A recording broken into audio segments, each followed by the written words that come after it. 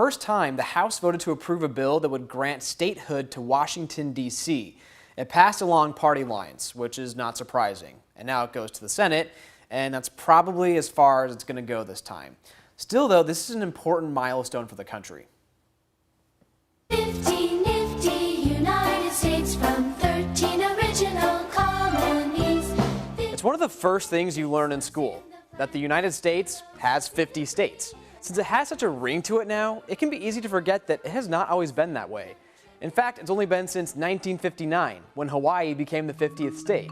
And this year, 2020, a group of lawmakers is trying to turn 50 into 51. The Washington, D.C. Admission Act would make our nation's capital also our nation's newest state. Now, I wouldn't hold your breath for this. Chances of this thing actually passing are pretty slim.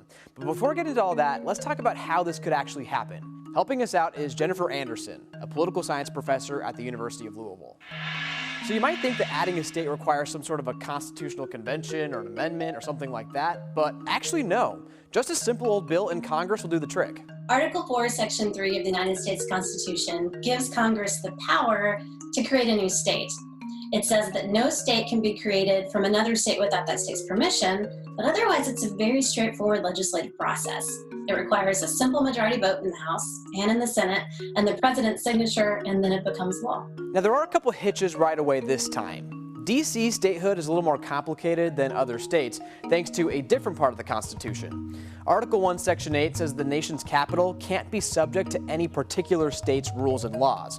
So a Washington, D.C. state can't actually include the federal government. So the solution to that, according to Democrats primarily, is to shrink the size of D.C. So to leave some smaller entity, which would be the U.S. Capitol, the National Mall, other designated federal sites, that would become the new head of the government. And then the surrounding areas that are primarily D.C.'s 8 residential wards would become the new state. The 23rd Amendment to the Constitution would also need to be repealed. That's the one that currently gives D.C. votes in the Electoral College. So you may be asking, why go through all these hoops at all? Well, advocates will point back to the very beginning of our country, the reason we split off from Britain in the first place: taxation without representation. Residents in D.C. have to pay taxes to the federal government, and they have to follow federal laws, but they don't have representation in the Congress that makes those taxes and laws. The United States is the only country in the world where the residents of its capital do not have representation in its legislative body, either its parliament or, in our case, Congress. So ironically, the very issue by which we created ourselves, taxation without representation, still haunts residents of D.C. today.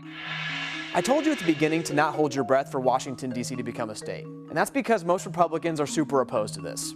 Senate Majority Leader Mitch McConnell has said in the past that he would not even bring this up for a vote in the Senate, and President Trump has publicly opposed it too. It's well known that Washington, D.C. is one of the most liberal places in the United States, and if there were 2 new senators, they would certainly be Democratic. So, given that, you're not holding your breath for this to change? I would be incredibly surprised if this passed the discussion.